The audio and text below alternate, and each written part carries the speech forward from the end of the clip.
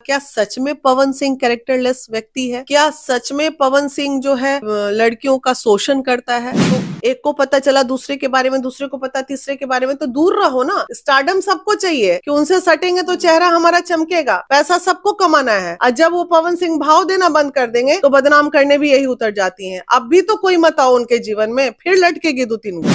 हाँ, अब जो ये रायता फैला रहे हैं सब लोग, ये लोग को चुप हो जाना चाहिए, क्योंकि जब अपने घर शीशे के होते हैं तो दूसरों पर पत्थर नहीं मारते हैं। तो इनकी भी हिम्मत की दाद ही देनी पड़ेगी कि बैठ बैठ के जो है इतना आप बोलती हैं कि हमको ये करता था वो करता था, तो आप क्या करती थी वो भी हम जान चुके हैं, तो इसलिए मुंह नहीं खुलवाना बताना चाहिए। जैसे ही मैं अक्षरा के सपोर्ट में आई थी तो बहुत गालियां मुझे पड़ी थी, बहुत गालियां, मतलब गंदी गंदी गालियां लोग दे रहे थे मुझे।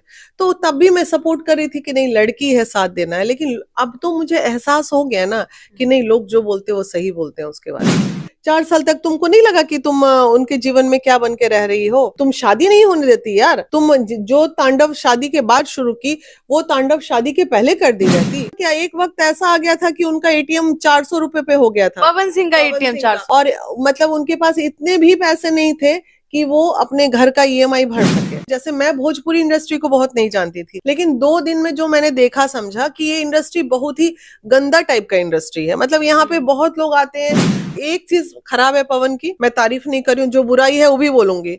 पवन की बुराई है क्या कि वो जो है ना, गुस्सा उसको बहुत जल्दी आता है। अगर मुस्कान मेरे साथ है तो मुस्कान मेरे ही साथ रहेगी। तुम्हारा हिम्मत कैसे हुआ उधर देखने का? मतलब पॉजिटिवनेस कि कहती हैं कि पैर छू के मेरा प्रणाम करो। हाँ, ऐसे अगर पैर छू लेते तो बहुत गंदा गंदा शब्द बोलते। तो तुम चाचू बोलती थी ना जी शुरू में, तो चाचू थी, पैर छू ही लेती तो क्या होता? पवन की एक ही मात्र गलती थी कि अक्षरा, तो वो उस पे अपना 100% कंट्रोल करना चाहते होंगे, और ये तक कंट्रोल होने वाली थी नहीं। तरह के इधर डेट मारे, तरह के उधर चली जाती थी। दोस्तों नमस्कार, कैसे हैं आप लोग? मैं हूं अभिषेक और हमारे साथ वीना मानवी जी हैं, जो कि हाल ही में अभी मुंबई में पवन सिंह जी से मिलके आई हैं। आइए इनसे जानने की कोशिश करते हैं कि क्या कुछ बात हुई है इनके और पवन सिंह के साथ, और ज्योति सिंह और अक्षरा सिंह के मामले में। अभी सुनने में आ रहा था कि अक्षरा सिंह के सपोर्ट में आप आई थी। आई सपोर्ट अक्षरा सिंह का चला था, ज्योति सिंह के सपोर्ट में आप आई थी, और आपके द्वारा ही कहा गया था कि पवन सिंह को आप सपोर्ट नहीं करती हैं, सबको पता है वो कैसे हैं। अचानक ऐसा क्या हुआ कि आपको देखा गया पवन सिंह के साथ और फोटोज वायरल हो रही हैं आपकी? क्या है पूरा मामला? क्या है? ऐसा है कि हम पॉलिटिक्स तो हमें करनी नहीं है, और ना मेरे को यूट्यूब चैनल है जो अपना चैनल चमकाना है। हमारा काम जो है फैमिली काउंसलिंग को ठीक करना, घरेलू हिंसा पे हम लोग काम करते हैं।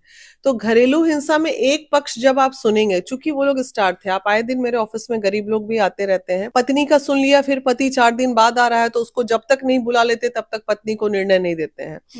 तो उसी तरह दोनों का सुना था हमने। जब तक दोनों का सुना और सोशल मीडिया में जो लोग बोल रहे थे और हम जैसे सुन रहे थे, तो हमें डेफिनेटली सिंपैथी हो रही थी। तो बीइंग अ ह्यूमन बीइंग तो वही बोलेंगे ना। एक पक्ष जब देखा, एक पक्ष की बात की, टाइम लग गया, अलग बात है। जब दूसरे पक्ष में पहुंचे तो दूसरे पक्ष की बात हो रही। क्या जब ज्योति ने अक्षरा वाली बात कही थी तो क्या मैं उस वक्त ज्योति पे रिएक्शन नहीं दिखाई थी? मैंने ये कहा था कि ज्योति ने गलत किया, उसे इतने दिन बाद गड़ा मुर्दा नहीं उखाड़ना चाहिए। जहां पे जो सही दिख रहा है वो बोल रहे हैं। पवन सिंह के पास जाने का क्या मुद्दा था और क्या क्या बातें हुई उनके? देखिए, पवन जी के पास हम दिसंबर में ही चले जाते, 27 से 28 दिसंबर को, लेकिन हमारा कार्यक्रम था, हम लोग व्यस्त थे।